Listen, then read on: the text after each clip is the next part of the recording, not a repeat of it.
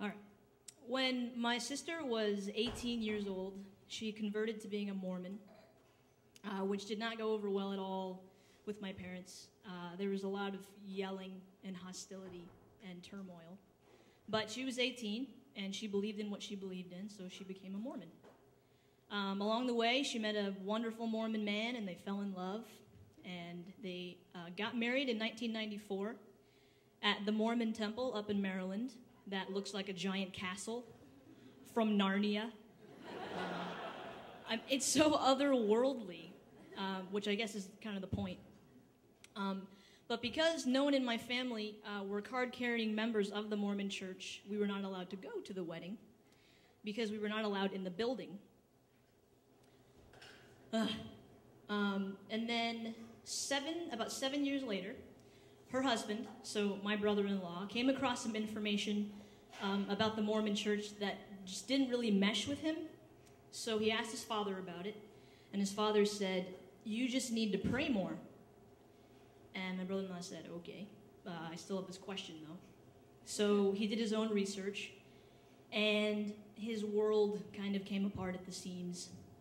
The more he found out, the more was called into question for him. And so he had to do the really heavy thing of coming to terms with this on his own and realizing that maybe he didn't believe in this thing he'd been living since he was born. And then he had to worry about telling my sister, who was still a devout Mormon. So when he told my sister, her reaction was, "You just need to pray more." And he said, "Tried that." My sister was devastated. She cried a lot for a long time. Because first she cried because she couldn't believe what her husband was saying to her. And then she cried because she believed what her husband was saying to her.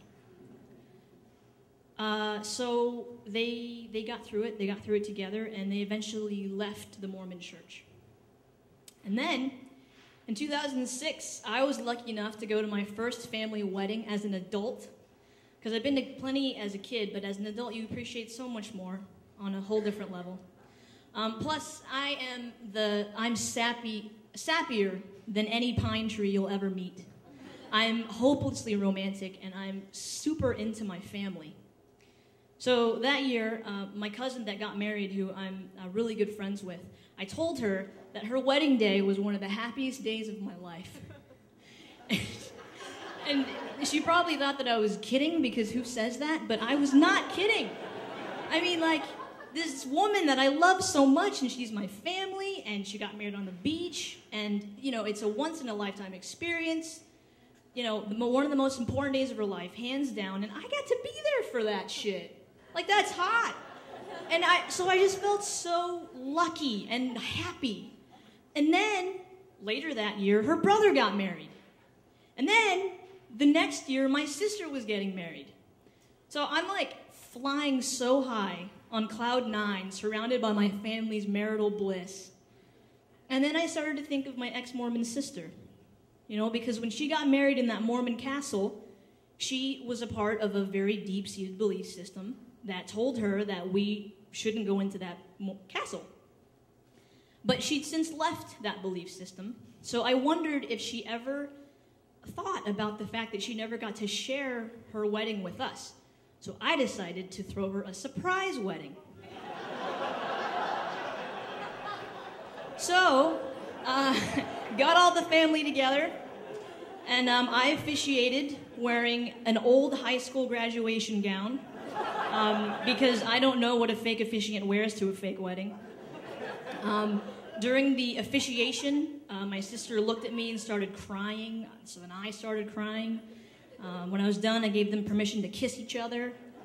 And we made a chocolate heart-shaped cake, my siblings and I, that was really unattractive. We tried. There was a chocolate ganache, but we mostly just slathered and slopped and poured it on. So it was not pretty, but it was delicious. And my sister and her husband got to cut the cake. And then they had their first dance to their song, as a couple, which turned out to be "Right Here Waiting" by Richard Marx, who, if you're not familiar, he his heyday was in like 1989, and it involved a poofy mullet. So they danced to that, and then my other members of my family joined in and danced along. And then after they were finished dancing, my sister stepped to the side of the room, and she started to cry. And she apologized to my family for her Mormon years. And she didn't say that. That's Liz. I walked over to her and I just said, no. Like, no, we love you, and we're just happy to be here with you, and whatever, like, let's just dance and eat the ugly cake and hug each other. So it was an amazing time. She was totally surprised, which I don't know if that's good or bad.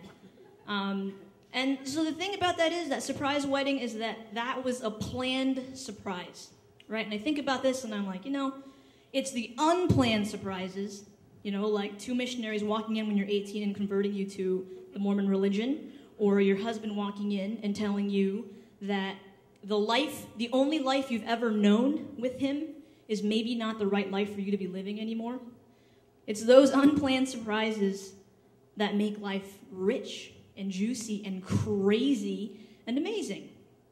And I tell you, when I get knocked up over the head with an unplanned surprise in my future, which I know I will, I just can only hope that I turn out as awesome as my sister.